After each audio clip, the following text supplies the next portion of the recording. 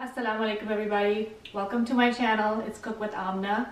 I'm going to be teaching you today how to make Shalgam Palak, which is turnip and spinach curry, and it's delicious. Alright guys, these are the ingredients to make Shalgam Palak.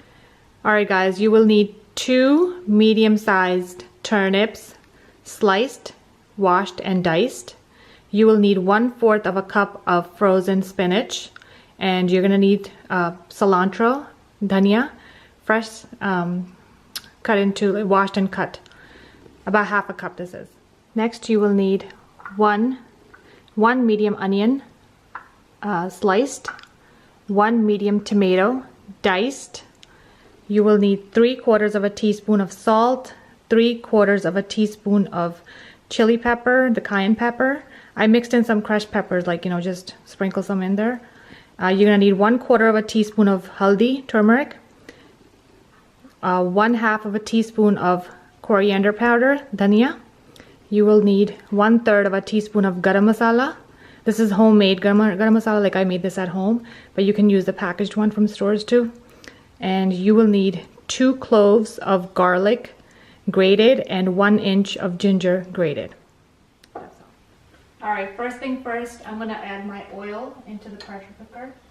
Turn the stove on to medium heat and add about 3 to 4 tablespoons of oil. I'm using vegetable onions. This is 1 medium onion. I'm going to put it in. And I'm going to sweat it.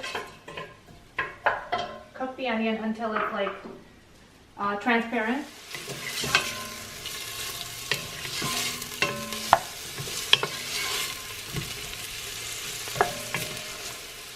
Okay, once it gets to this consistency, this stage, you will add the tomatoes.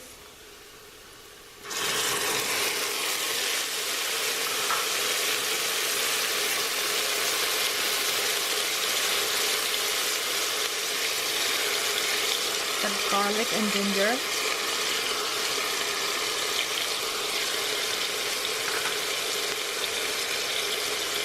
Salt, the chili pepper, the haldi, the turmeric,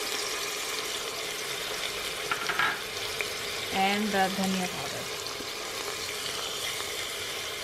and mix it well. Basically what you're making is making the masala first. You're making the masala for the Shalgam Palak.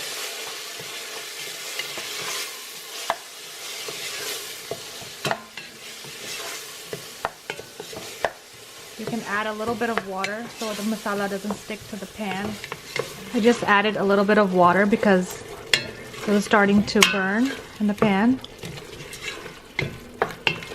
And just cook the masala until it's like, the tomatoes have got softened and everything.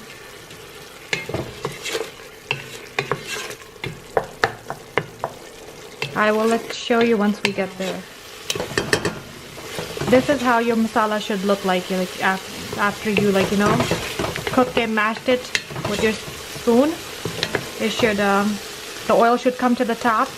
That means that all the water has been absorbed and it's been pretty much mashed, the masala.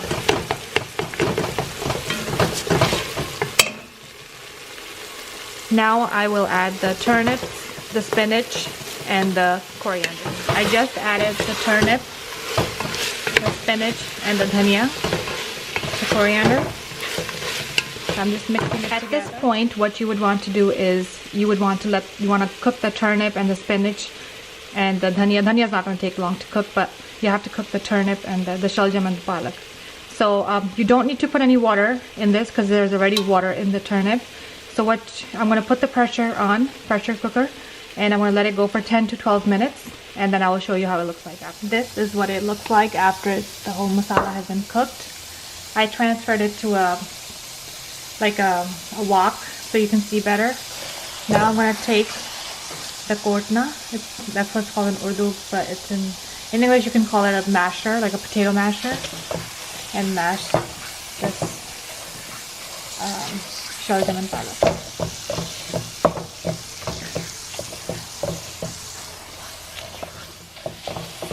should mash pretty easily because it's already cooked, fully cooked. And also, like, you know, I use the pressure cooker to cook the Shalgam Palak, but if you don't have a pressure cooker, you can just cook it in a wok like this and just leave it on low heat and add a little bit of water for just to let it cook. And once it's cooked, you can just start mashing it like this.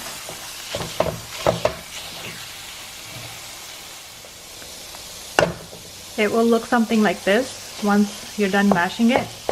And the last thing you would have to do basically is to put the garam masala in it. And just mix it up. This is what the final dish looks like. I dished it out on a plate. Shalgam Palak. I put cucumbers on the side and I put some jalapenos on top. It's delicious if you